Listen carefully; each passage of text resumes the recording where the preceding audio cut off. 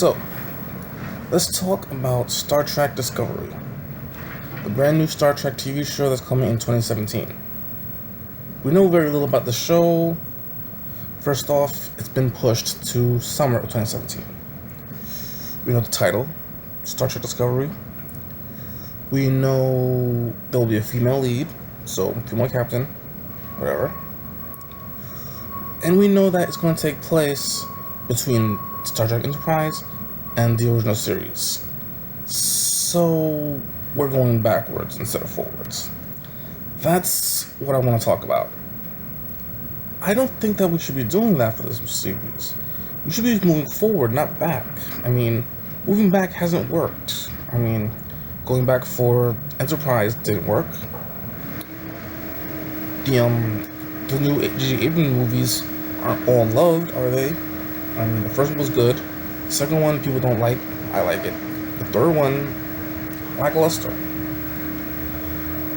So, what we need is to move forward. The question is, since I'm talking all this, what would I have done? What would my new Star Trek series be? Well, I've given some thought to this.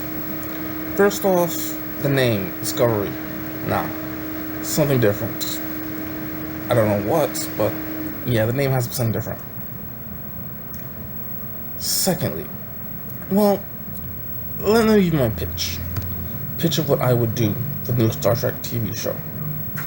First off, it stars Spock, the Zachary Quinto Spock. Hear me out. The teaser opens up with Spock running through the Enterprise corridors. There's lights blinking and sparks everywhere, and the lights are dimming. It's messed up. He gets to an escape pod, escapes. We look out the window, we see the Enterprise all fucked up. There's like a nacelle is messed up and everything, and then it blows up. Yeah, the Enterprise is blown up. So, end of teaser. It's short, it's concise. We can probably borrow that set, the corridor sets, for just a day of shooting. Boom. Now, coming back from the teaser, without a theme song will be until the next episode. Spock is floating in his escape pod. He has nowhere to go.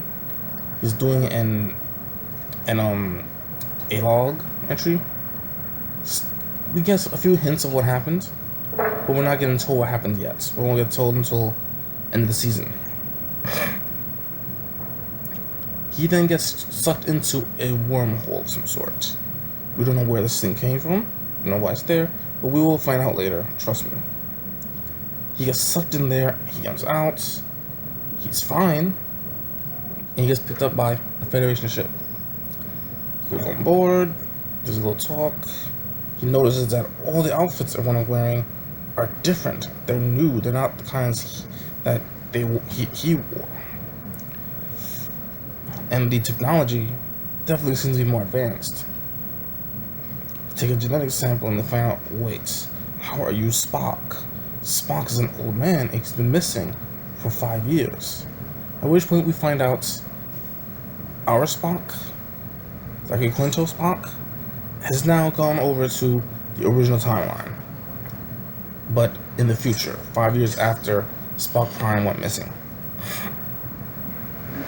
Yes, they take him to Starfleet Command, and he gets to get a debrief.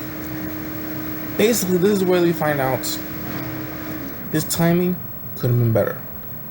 The name Spock is something that's needed right now because Federation has a lot of enemies. So we need something to kind of keep peace. They decided they're going to give him a new ship. It's being built as we speak. And the crew are being assembled. This is when they tell him about the threats that they're facing now. First are the Romulans. You see, at this point, this is after Nemesis, after all the effects that Spock Prime did. the Romulans are a bit of a thing.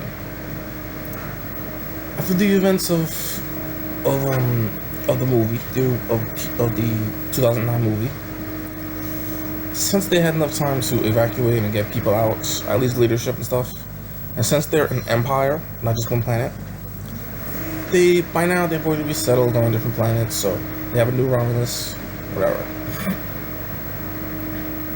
The Romulans now are more peaceful. They want to be, there's a new treaty with Federation, so they're allies now.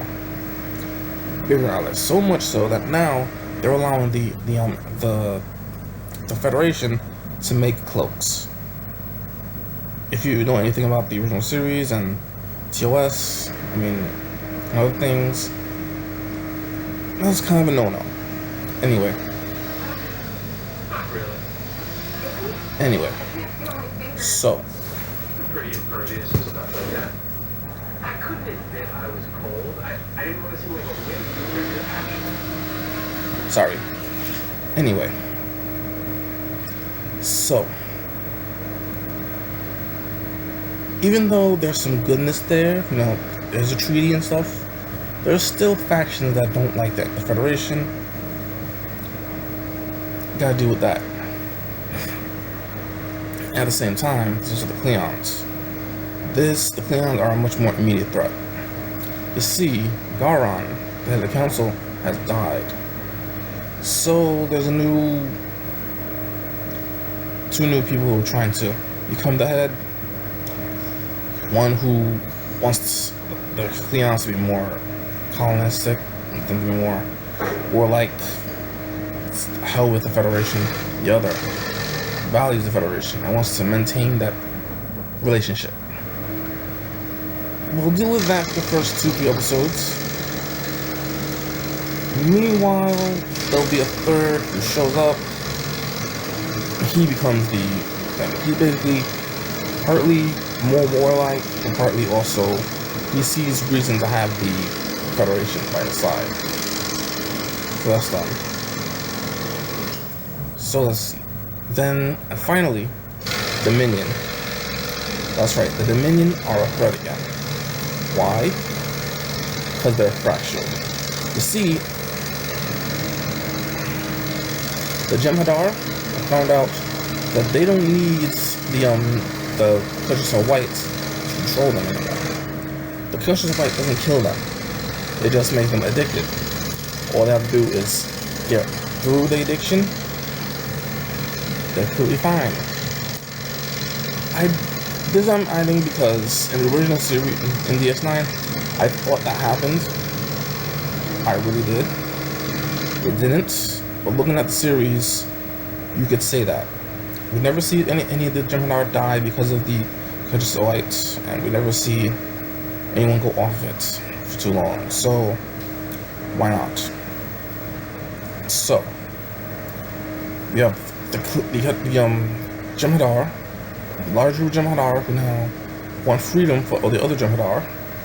The second group are the Vorta, who have access to all the cloning things and have a large amount of Jem'Hadar as well, who don't believe that the founders are gods anymore, and still use the Conscious of White to control the Jem'Hadar.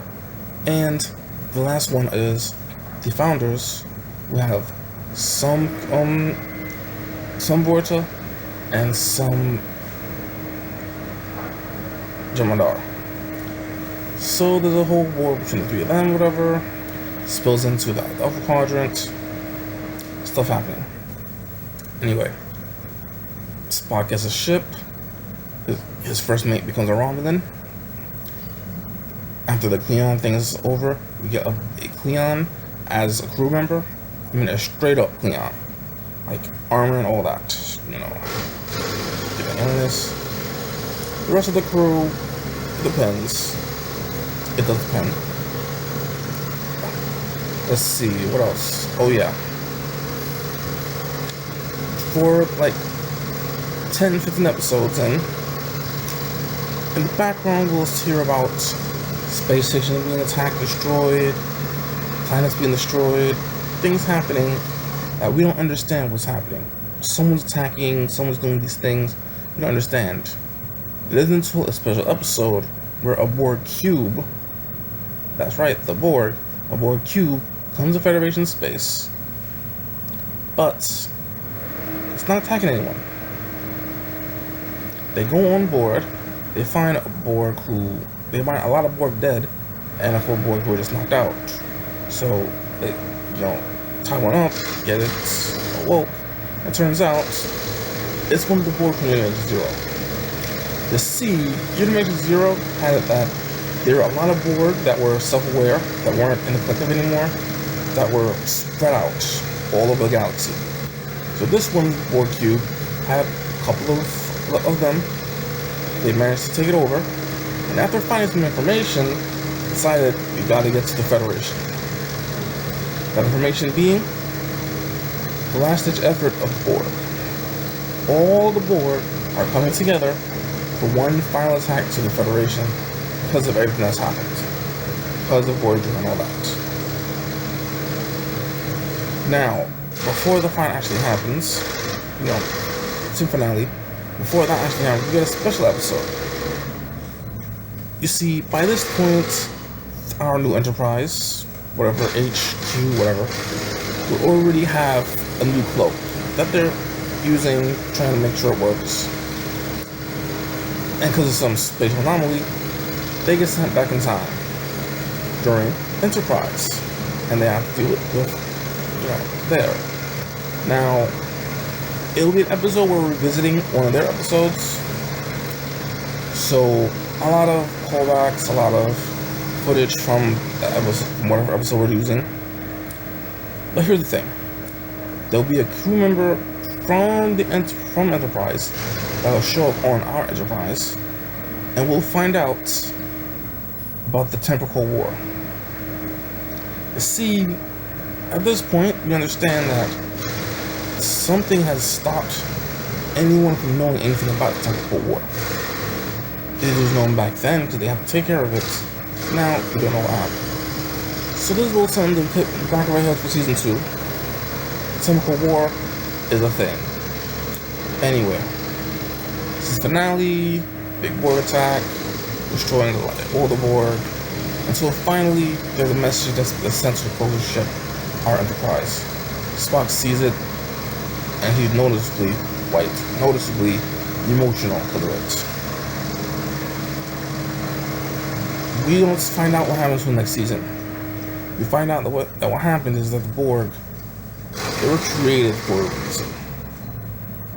There was a message sent back in time to a very special planet with technically advanced, sentient robots and things.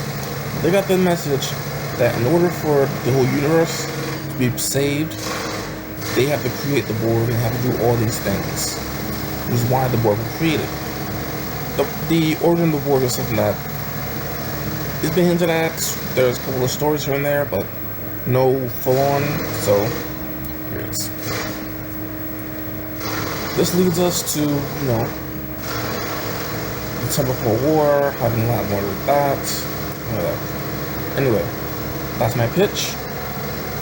Hope you like it. If you enjoy it,